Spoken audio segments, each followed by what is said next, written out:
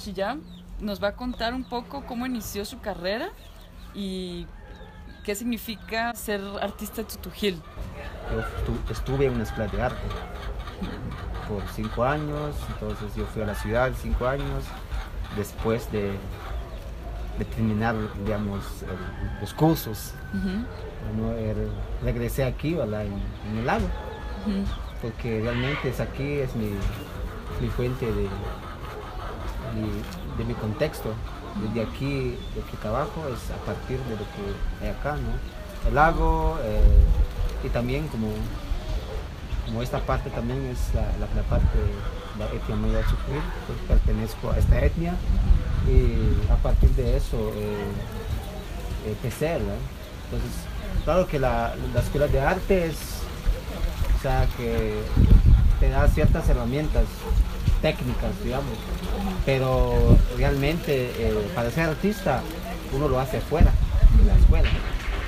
Entonces, digamos, la escuela de alguna manera te impactó en el sentido de que migraste a la ciudad y tuviste que como que contextualizarte, y eso influenció tu trabajo de una manera positiva. ¿O cómo ves? O sea, ¿cuál fue el impacto de la escuela? ¿Realmente tú crees que uno necesita una escuela para ser artista? ¿O cómo lo ves? Sí, yo creo que para ser artista, o sea, que aparte de estar en una escuela de arte, o sea, pero igual también uno no es necesariamente que tiene que ir también específicamente a una escuela de arte también. Entonces, que uno puede abordar una carrera específica y porque para ser artista, o sea, que no, la escuela no te hace artista. Entonces, lo que a mí me dio realmente la escuela es herramientas técnicas para hacer arte, ¿no? Porque realmente, si yo hago una obra, digamos, a partir de un dibujo, o sea, que el dibujo solamente es un medio, o sea, que la obra es el contexto, el contenido y el concepto, ¿no? La obra, realmente.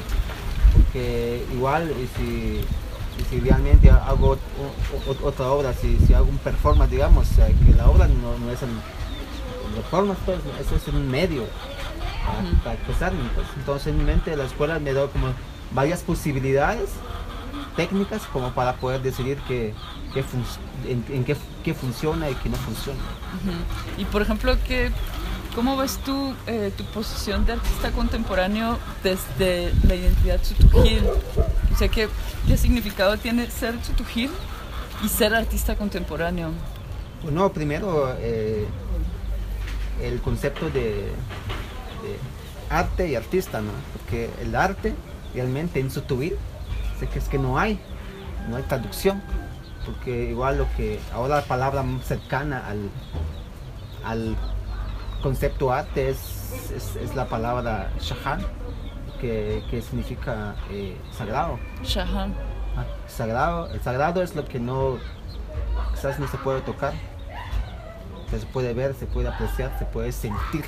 Entonces, en tutujil los artistas contemporáneos es que se dedica a cultivar lo sagrado o a trabajar en lo sagrado. Exacto, entonces es como la palabra cercana, ¿no? Porque igual con lo que hacemos, o sea, si lo miramos desde un punto occidental, lo que hacemos es arte. Entonces, si digamos, lo miramos desde un concepto desde nuestro contexto, lo que hacemos son esas formas sagradas, ¿ya? Y occidentalmente son esas cosas que se le dice arte, ¿no? Porque igual si miramos artefactos mayas, digamos, o sea, si miramos un glifo, por ejemplo, para mí un glifo es una forma, para mí como tutujil es una forma abstracta, el glifo, porque un epigrafista te puede como que dar una explicación aproximada, pero realmente el escultor, cuando estaba creando en ese tiempo, no sé si eso fue su idea, ¿no? No se sabe, entonces mejor dejámoslo como abstracta, ¿no? Pero igual los que tallaban en ese tiempo, o sea, que no no solamente eran escultores, eran personas, eran guías espirituales que tenían esa intención de dejar registradas ciertas escenas, conceptos, o sea, que era el ser artista en ese tiempo, esa no era como ser artista, tiene que ser alguien como que fuera de eso, ¿no? Fuera de las reglas canónicas que nos imponen, ¿no? Entonces tu trabajo, o sea, aparte que en la dimensión tutujil la noción de arte no existe y lo más cercano es lo sagrado, en tu trabajo podemos hablar de una dimensión sacra, una dimensión, es que tú evocas en tu trabajo esa cosmovisión tutujil de lo sagrado en tu trabajo. Es que tu trabajo evoca una dimensión espiritual. Cuando tú trabajas en las abstracciones de los textiles y las traspasas a lienzos para darles otra dimensión, otra connotación, otro valor simbólico, tú lo haces de una manera como que con la intención de abstraer esos conceptos tutujiles y darles una connotación de una lectura occidental. ¿O cuál es tu proceso de trabajo? ¿Cómo tú utilizas las referencias de tu contexto? Es que muchas preguntas de un solo, ¿eh? Pero sí, o sea, realmente mi producción es a partir de acá. Es a partir de acá. Por ejemplo, en cuestiones de, digamos, lo que yo hago, en los colores, digamos, he decidido 4 colores. O sea, el rojo, el amarillo, el negro y el blanco. Porque porque son los 4 colores del maíz. Y los puntos cardinales en la cosmovisión maya. Los 4 puntos cardinales y los colores del pueblo maya. Entonces, cuando yo empiezo a trabajar, yo no tengo que como que pensar o decidir qué color combina con el otro color, o sea, eso el concepto eso ya no, pues que ya no es un criterio estético, sino es un criterio de un concepto. Exacto, entonces ya están decididos los colores, ya no, eso de la combinación, eso no hay. O sea, entonces, los colores son abstracciones de los conceptos mayas. Exacto, que son los 4 colores del maíz. Igual he decidido esos colores, ¿no? Entonces no solo es como porque qué bonito el amarillo, no es lo bonito, ¿no? Es más como digamos darle vida, darle reivindicación al maíz, porque si hablamos del maíz es el inicio de nuestra historia, pues. Y en cuanto a los textiles, por ejemplo, los textiles es algo que está acá, que mi mamá siempre lo he visto tejiendo, diseñando con el hilo, o sea que porque tengo que ver más allá cuando aquí cerca hay bastante. Entonces nosotros ya no miramos desde allá, no, que lo miramos desde aquí hacia afuera. O sea, al revés, antes miramos siempre el occidente, siempre miramos, ahora es al revés, miramos desde aquí para afuera. Pues es un proceso también como conceptual de abstraer las nociones del textil, que también quiere decir rotar, enredar o desenredar, o cómo se construye un textil y cómo tú aplicas eso en el lienzo. Sí, realmente, ahorita el textil, por ejemplo, por ejemplo, el pantalón del hombre aquí en San Pedro es fondo blanco y manchas negras. O sea, si miramos, tomamos una toma de eso, es una pintura, una forma conceptual o minimalista. Entonces, se empezaron a trabajar el minimalismo, el conceptualismo en los años 60 o 50, pero igual eso ya estaba en el textil maya. Eso ya estaba acá, sí. Eso no estaba acá. O igual si miramos un performance, por ejemplo, entonces cuando llega el tiempo de la cosecha, cuando viene el maíz, entonces lo que se hace es se prepara incenso y para el cimiento del maíz se le da pom. Entonces viene alguien, eso es un performance, ¿no? Pero eso ya estaba acá, o sea, no es nueva, ¿no? ¿Cómo tú conceptualizas, o si nos puedes contar cuál es ese proceso desde la intencionalidad, las motivaciones o las preocupaciones? Cuando terminé la escuela de arte, entonces fui asistente de un antropólogo, Roberto Cabrera. Entonces él venía aquí al lago y el detalle es eso, ¿no? Porque él venía mucho al lago y con nosotros yo me presenté que yo del lago, entonces, yo me voy al lago, entonces fue esa relación y me interesó mucho la investigación, porque yo era como el traductor de él, porque entrevistamos a guías espirituales, entonces él preguntaba, yo traducía en Sotujil y así, entonces a mí me empezó a interesar esa parte. Entonces a partir de eso me empezó como de lo que hay acá, por ejemplo los textiles por ejemplo, o la piedra por ejemplo, entonces era como empezar como que a entrar un poco más a fondo, algo que está como decía él, ¿verdad? Entonces digamos, el indigenismo, por ejemplo. O sea, que hay gente que les interesa mucho sobre los textiles, lo que es el indigenismo, ¿no? Pero igual, él nos decía, mira, fíjate que yo voy mucho al lago y yo les robo imágenes, yo les robo cosas que no es mía, pero ustedes que son de ahí, son suyas. Son suyas, o sea que por eso no olviden, no miren allá, no miren la ciudad, y miren allá, porque la realidad de ustedes es allá. Entonces, y esa es como que... Es autóctono. Ajá, esa intención interesante de nosotros. Y también a partir de eso, cuando empecé a entrar un poco más a fondo, íbamos a cofradías en Santiago Titlán, íbamos a hacer ceremonias, o sea, que era como un taller interdisciplinario, decía él. Entonces, pero igual empecé como que a esa intención de revivir y reutilizar nuevamente lo que se está perdiendo, ¿no? O sea, que se puede decir que desde tu colaboración, participación como en una especie de mentor, pero al mismo tiempo así una especie mutua transdisciplinar de conocimiento, tu experiencia con Cabrera te introdujo o te ayudó a desarrollar más la investigación, pero la investigación no antropológica per se, sino la investigación artística de la cultura tutujil desde la perspectiva contemporánea. Sí, obviamente, ¿no? Entonces... ¿Te dio útiles como para ahondarte en temas de lo espiritual?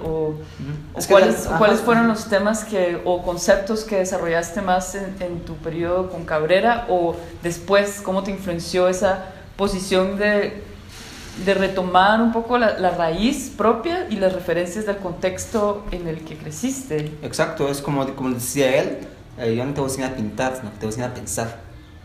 Entonces sí es lo que hizo, ¿no? Y tratamos de aprovechar el tiempo con él y empecé como a trabajar, por ejemplo, con el concepto del nudo, por ejemplo. Que voy a Santiago de Tilán y veo la mujer con su tocoyal en la cabeza, o miramos la mujer de Todos Santos, por ejemplo, igual tiene su sombrero, o miramos en una estela maya, por ejemplo, miramos una mujer o un hombre con los nudos en la cabeza, pero de pieles de animales, o después veo un guía espiritual, por ejemplo, acá, con su envoltorio, un nudo, pues, algo que es muy íntimo, algo que hay adentro, saber, ¿no? O sea, entonces empecé a trabajar, pero igual el nudo también es sinónimo para mí de problema, la vida, porque la vida es eso, porque si la vida no fuera problema, no fuera vida, sino que ya todo está bien, ya todo está bien, no hay preguntas, no tenemos que pensar, o sea, no hay preocupaciones, ya no tendría sentido, ¿no? Entonces empecé a trabajar con el concepto del nudo, y a partir de un día del calendario maya. En el calendario maya hay 20 días, unos días es el Bats, que es nudo, pero tiene esa dualidad, anudar y desanudar. O sea, enrolla, desamarra. Exacto.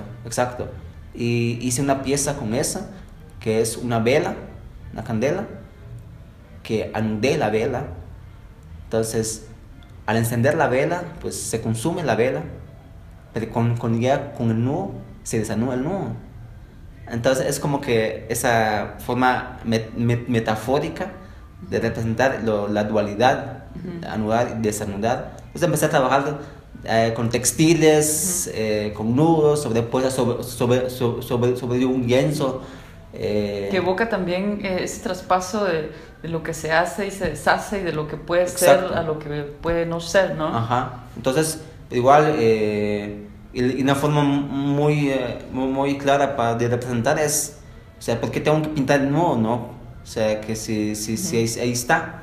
Entonces, lo que hice es de que el nuevo lo pegué sobre un lienzo, ¿no? Que es como que abstraerlo y contextualizarlo. Exacto, porque igual sobre un lienzo, una pintura en ese concepto occidental del arte, ¿no? Canónico, es como que ya no lo pinto, sino que yo lo pongo el textil, porque es una forma de que se siente. O igual, o sea, que hice otras obras relacionadas al nudo, como que es un lienzo que está compuesta por 7 pedazos, formas geométricas, unidas a base de bisagras. Entonces esa pieza o sea, que el mismo lienzo no tiene nada pintado, pero el lienzo está anudado. Es como que mirar una obra de Malevich, blanco sobre negro o negro sobre blanco, y ese es un amarillo anudado, ¿no? Desde un concepto local, ¿no? Entonces, igual fui como piezas, como obras como de piedras, porque igual espiritualmente la piedra para nosotros es sagrada, porque y espiritualmente actualmente en una ceremonia maya uno se va a una cueva o hay piedras y es un lugar sagrado, y sobre las piedras hay registro, hay huellas de velas de algo que pasó. Entonces es como que esa cuestión es como que ese resto, o sea, que es como que es como esa parte material, esa parte energética materializada sobre una piedra. Es como el registro de un gesto ritual. Ajá, entonces un gesto es algo como abstracto, ¿no? Entonces empecé como serie de una obra que yo hice que se llama Arqueología Contemporánea, que son piezas de piedra con huellas de velas, que yo le llamé glifos, porque realmente en el concepto glifo maya realmente están, cuando vinieron los españoles, ellos trajeron una caja de vidrio, ¡pac!, lo pusieron sobre el glifo, que está en los museos, ¿no?, de arqueología, mesas blancas de museo, cajas de vidrio como que muertas, congeladas. Entonces, y es lo que pasó, porque América no fue descubierta, fue cubierta, ¿no? Porque ya estábamos, lo que hicieron es, nos pusieron una tela encima, y lo que estamos haciendo nosotros es como quitar esa caja, quitamos esa tela, aquí estamos, ¿no? Es como una práctica también que evoca a búsquedas de investigación decolonial, ¿no? Que busca como contrariar el fenómeno del epistemicidio desde la colonia, ¿no? Que es también el aniquilamiento del conocimiento autóctono y local. Y yo encuentro que en tu obra, pues precisamente tú evocas y reivindicas esos gestos, esas dimensiones, esos conceptos abstractos de la cosmovisión, pero no solo es la cosmovisión, sino de la concepción de la naturaleza también. Y sí, me parece la conexión entre el hombre y la naturaleza, ¿no? Porque igual cuando yo expuse esas series, o sea, que mandamos a unas mesas de madera, ni pintada ni barnizada, porque ponemos la blanca como de museo, te come la obra, ¿no? Pero era como que ya no están las cajas, ¿verdad? Entonces había unas cajas, pero las cajas están vacías, no tienen nada, ¿no? Entonces eso tal vez es una dimensión transitoria a la instalación, o tú lo mirabas más como un gesto decolonial, de arrebatar como que el formato del white cube, ¿no? Del cubo blanco con las estructuras blancas. Sí, porque realmente lo que se hizo es como que nos pusieron como una caja, ¿no? Los mayas, qué bonitos, ¿no? No, pero ahí están vivos, ¿no? Ahí es como quitar esa caja y mostrar el aspecto contemporáneo de hoy. Exacto, que yo igual como estudié, yo podía crear mis propios glifos, solo que yo no tengo que descargar la tierra y buscar un glifo, ¿no? Sino que crear mis propios glifos contemporáneos. O sea, que igual con ese gesto de una vela, ¿no? Usé el formato de un papel bond carta. Un bond carta es el 28 por 21 centímetros. Entonces, porque es un documento, un tamaño de un papel, que es un elemento estándar, que siempre está en una oficina, está en formato. Entonces, lo que utilicé ese formato contemporáneo, solo que en piedra, ¿no? Entonces, son como esas piedras, son como esculturas vivas, que cuando hice esa pieza es como que llevar una parte de lo oculto de una ceremonia o esa parte de un lugar sagrado. ¿Te refieres de lo oculto o de lo oculto o de ambas? Lo oculto, oculto. Entonces, y esa parte como invisible, ¿no? Muy privada. Pero cuando yo llevé esas piezas en una exposición de arte es como hacerlo público, ¿no? Lo transpusiste a lo público. Lo público. Entonces, pero igual es como que esa como transición, ¿no? De esas piedras, pero cuando yo hice eso es como que llevar una parte sagrada y hacerlo público, ¿no? Entonces, pero también cuando yo hice eso yo tuve que pedir permiso. Entonces yo llevé esas piedras a un lugar sagrado y se hizo como un ritual que me permitan el espacio, el lugar de hacer ¿no? Entonces el ritual consiste en hacer gestos de agradecimiento a la naturaleza y de un permiso. Ajá, un permiso, porque realmente cuando se corta un árbol se pide un permiso.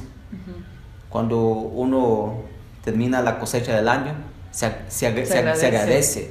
Y cuando se siembra nuevamente se pide permiso también, que haya sol, que haya la lluvia, ¿no? Que no mueran las plantas. O sea, hay una comunicación continua, una relación. Exacto, con la madre, con la naturaleza, ¿no? Sí, entonces es como que llevar esa parte, se lo llevé desde un lugar sagrado, de ahí con un permiso lo llevé a un espacio más amplio, público, ¿no? Entonces solo que no verlo como que vamos a ir a ver una ceremonia, porque también la ceremonia maya lo miran también como una forma más turística. Sin el aspecto sagrado. Ajá, entonces, pero eso no es la consumición no es turístico, es hay que sentirlo, claro. Hay que sentirlo, ¿no? Entonces, y eso como pasé como esa etapa, ¿no? Y montar como esas piezas como es. De ese tránsito. Sí, exacto. Sí. ¿Y nos puedes contar un poco actualmente cuáles son los proyectos en los que estás trabajando? ¿Cuáles son actualmente tus preocupaciones en general de la obra a la que quieres producir en un futuro inmediato y un futuro a largo plazo? O sea, sí, ahora actualmente estoy trabajando con el textil. Y mi cómplice de esto es mi mamá, ¿no? Porque mi mamá es tejedora y todo su vida fue así. Y mi papá todavía se viste de su traje. Igual como que está como veo a él con su traje, como así, ¿no? Ajá, veo a él, pero veo a mi mamá también, porque mi papá no es la que decide su color, su ropa, es mi mamá. Todo que ¿sí? Aquí está. Entonces como que esa parte como interesante, ¿no?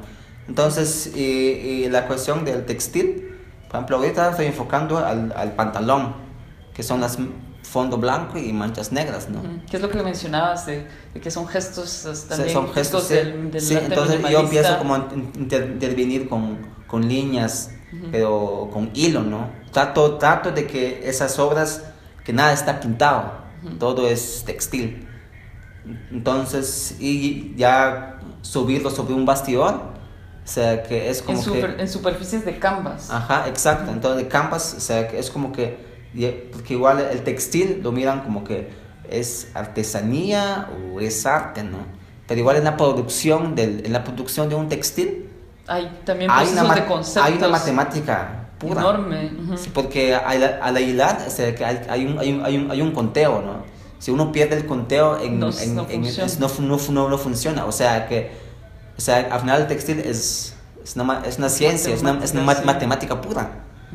Entonces, y estoy en eso, ¿no? Entonces es lo que... Y también hay nociones estéticas o conceptos también, ¿no? De al hilar, también, como tú decías, no es necesariamente una construcción estética en cuanto al uso del color y la correlación, sino en cuanto al símbolo, al valor simbólico que representa cada color, ¿no? Sí, por ejemplo, lo que yo hago, por ejemplo, estas obras, y lo estoy llamando abuelo, ¿no?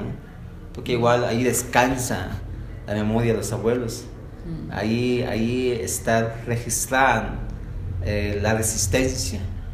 Y son como esas piezas que es a puro, son hilos, ¿no? Y otras piezas que estoy trabajando ahorita, que son bastidores, que son bastidores está aislado. Entonces al final es una obra que está aislado. O sea, ya no es la pintura, ya no es el pincel, porque ya no es el color, o sea, que ya es como que ese gesto manual lo que se hace, ¿no? Por eso estas obras se llamando abuelo, ¿no? En uno de ellos. Algo que fue en algún momento una abstracción que tuvo una utilidad también, pero que hoy por hoy también no es solamente esa dimensión utilitaria como de diseño, sino de la noción de traspasar conceptos desde el material textil, ¿no? Sí, obviamente. Por ejemplo, igual el textil realmente es el color de ese textil es blanco y negro, pero yo estoy alterando, o sea, que el blanco me meto un rojo, o el blanco se convierte en amarillo, por la misma idea del maíz, ¿no? El del maíz es como que a partir de eso estoy trabajando, ¿no? Más que todo el hilo, ¿no? Porque el hilo no solamente es como material también, porque el hilo, por ejemplo, los desperdicios de un hilo que ya no usa mi mamá, eso no se tira en la basura. Eso como el hilo viene de algo natural, de algodón, ese hilo se lleva a un terreno. Pero es el hilo, igual que el maíz no se tiene que tirar en uno del suelo. No se tiene que tirar, o sea que hay que recogerlo porque es la que da de mamar, es nuestra madre, ¿no? Que nos da de mamar. Buenísimo, wow, pues de verdad que muy inspirador hacer tu trabajo. Me hace pensar en que de verdad estamos en la tierra de los hombres de maíz.